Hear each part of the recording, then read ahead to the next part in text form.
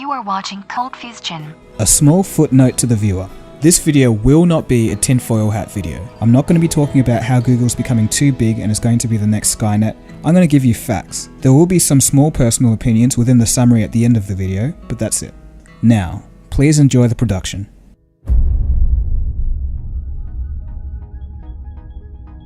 (1995). I was 5 years old and the public internet was only 3 years old.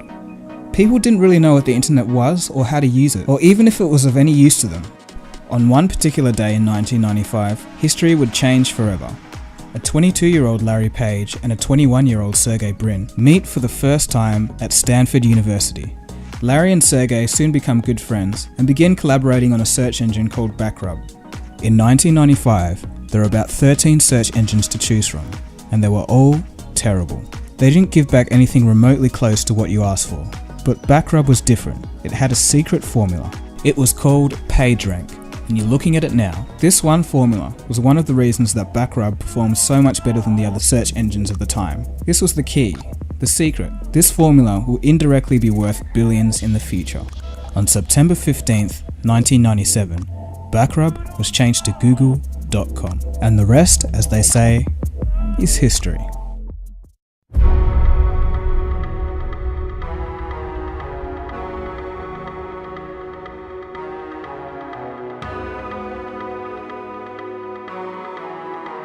Google, the stuff you probably don't know. A lot of us just really see the surface of Google. We use their online services like Google Search, Gmail, YouTube, and Google Plus every day. Many of us have a phone featuring Google software, and maybe even Google hardware. Google's self-driving cars and augmented reality glasses are cool, but very few people ask themselves the question, how big is Google, and what else are they up to? Let's find out. Please make sure you're seated before you continue. Google is much bigger than you think. First, we'll look at 5 interesting Google acquisitions of the past, but then we'll look a bit deeper into some revolutionary things that the company has been doing over the past few months. Number 5. Android. Acquisition date, 17th of August 2005. Cost, $50 million. We all know what Android is, and no doubt the best part of Android is its open source nature. This allows the operating system to be on anything from phones to cars to fridges. Android is everywhere. Out of the 261.1 million smartphones sold in 2013, 211 million of them were running Android. That's over 80%. Android has allowed access for countries such as China to really have a serious shot at the smartphone industry. Let's move on. Google is obviously just more than Android. Number 4. YouTube. Acquisition date, 10th of December 2006, at a cost of $1.65 billion. I will do no justice to convey just how mind-blowingly huge YouTube is. The facts will do this for me. Looking at YouTube purely just as a search engine, it's bigger than Bing, Yahoo, and Ask, all combined.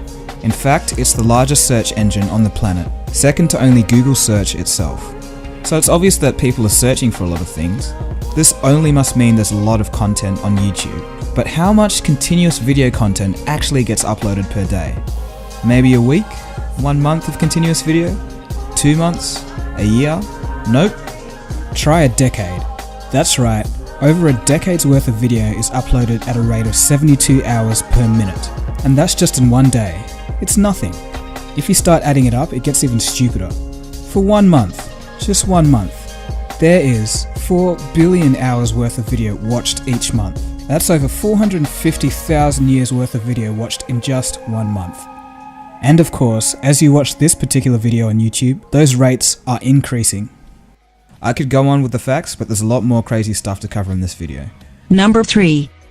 Motorola Mobility. Acquisition date, 15th of August 2011, at a cost of $12.5 billion. Motorola Mobility was in trouble in the early 2010s, and Google used this opportunity to get themselves into the hardware side of the smartphone world. But halfway through the production of this video, something very interesting happened.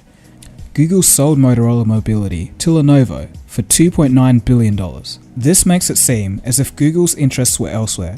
Perhaps they just wanted to hang on to some of the patents that they acquired from the acquisition of Motorola to help Android defend itself against Apple. Perhaps in court cases in the future, or perhaps the ones past. Number 2. Boston Dynamics. Acquisition date, 10th of December 2013. Cost? Unknown. Okay, so this is where things start to get a little bit crazy. Remember those robots I was showing you a while back in that top 10 video? Google bought Boston Dynamics, the company that created the robotic technology. If you want to know more about these amazing robots, just check out the first YouTube video link in the description below. This acquisition means that Google now owns some of the most advanced robotic technology on the planet. It doesn't end there though. Number 1. Nest. Acquisition date? 13th of January 2014, at a cost of $3.2 billion. Nest Labs previously created some very beautiful smart thermostats and smoke detectors as part of their goal to create a conscious home. Google is going to help them do that in a very big way. We may eventually see a home powered by Android and Google Now. These kind of acquisitions will be quite interesting over the next 5 years or so. And here's a bonus item. DeepMind. Acquisition date? 26th of January 2014. This was Google's first AI company acquisition. DeepMind can be described as a world-class, groundbreaking technology on the cutting edge of machine learning. They use systems neuroscience to build powerful and general-purpose learning algorithms. But let's get to the Google robot, because it seems like they have all of the parts in place, so let's dissect a bit. Let's start with what would be the brain of the robot, and that is DeepMind. We don't actually know that much about this company, but we know that it was created by a child prodigy who liked chess and has gone on to create games. And we know that they have some patents in looking at images, their technology, and deciphering what's inside the images without humans saying what's actually in those images. And then let's... So critical thinking. Exactly, Yeah. critical thinking. As I said earlier, this video is not a tinfoil hat video, so the aim is not to scare people. So I'm going to tell you facts. According to official statements, the DeepMind technology is going to be used for Google image search, for now anyway. So that's a bit about what Google's been doing, but what about some of the more crazy out there stuff? Well, there's definitely some lesser known things going on at Google. Of course, I'm mainly talking about Google X. Google X is a semi-secret facility run by Sergey Brin and Astro Teller. Google X aims to, quote-unquote, improve technologies by a factor of 10, according to Astro Teller. He goes on to say, think of science fiction sounding solutions.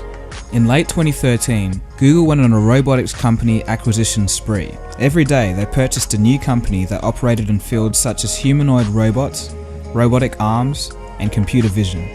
I guess we just have to wait for the announcement to see what they're really up to. Another very interesting project is Project Loon.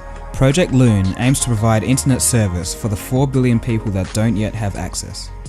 It aims to do this via balloons in the stratosphere. The balloons will float in the stratosphere about 20 miles or 32 kilometers above the Earth's surface. The balloons will create an aerial wireless network with 3G speeds. It's hoped that Project Loon will bring a low-cost way to get the rest of the world online. So as you've seen, some amazing advances in technology are happening right now. It's an exciting time to live. Anyway, we'll take a short break and then we'll be straight back after this. Every day, America Online is making it easier for people to live, work, and play.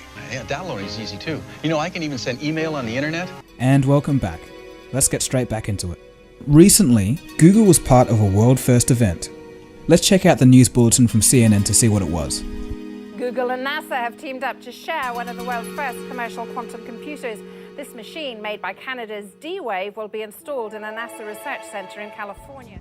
Yep, so as it turns out, Google is also in the quantum computing game.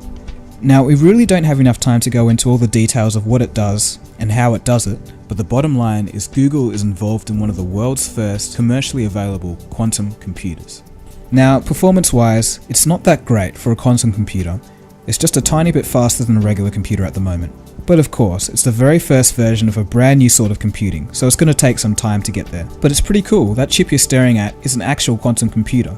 It's hoped that this computer could be used in the future to solve very complex optimization problems, one of which is global warming. But of course, one step at a time. The mysterious barges. In October 2013, 4 strange floating barges were found off the coast of Treasure Island, San Francisco, Rickers Wharf, Portland, and New London in Connecticut. Google refused to give any detailed statements about the use of the 4 250 feet long, 2,000 plus ton barges. The only explanation given for their existence was to, in quotes, to use the barge as an interactive space where people can learn about new technology. Some say it's just a storehouse or marketing area for Google Glass, but no one knows for sure. And now we'll end off the video with the most recent announcement. January 16th, 2014, Google announced their specialized contact lenses.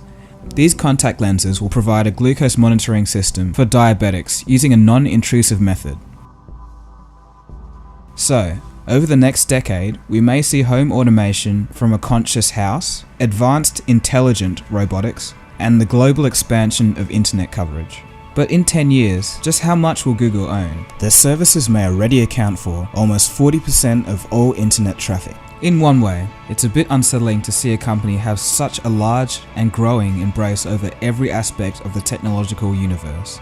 But on the other hand, it only can be, and it has to be Google that advances the state of our world. There's no other company out there that has the resources and infrastructure to do the research and develop such amazing technologies and produce products at a reasonable price for the world. The only thing I ask of you, Google, is to just stay sincere.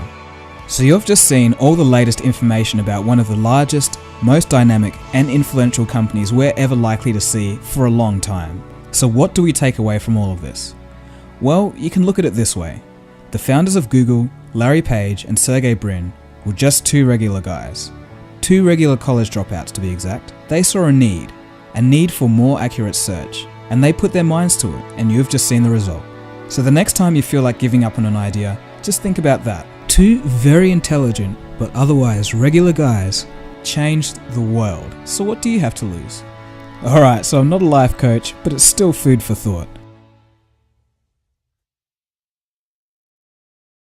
So that was Google, and this is me. Hey, gogeeeknow here, the creator of this channel and also that video, of course. So if you guys are new here, I've got some music videos and some documentaries and all sorts of other stuff because I just do a little bit of everything really. So if you know someone that likes Google or technology in general and you want to share this video, you can do that as well because editing and putting together and planning one of these videos takes quite a lot of time. I'm not sure if you could notice that or not. So just any little thing helps. People have been saying I should get my stuff out there. So this is my effort to try and do that, wink, wink. Yeah, that's all I really wanted to say. Alright, so I'll see you again for the next one, and enjoy your day. Cheers. But it's all in good fun, and hopefully you guys enjoyed it. And I'll see you again soon for the next video. I don't know what I'm talking about.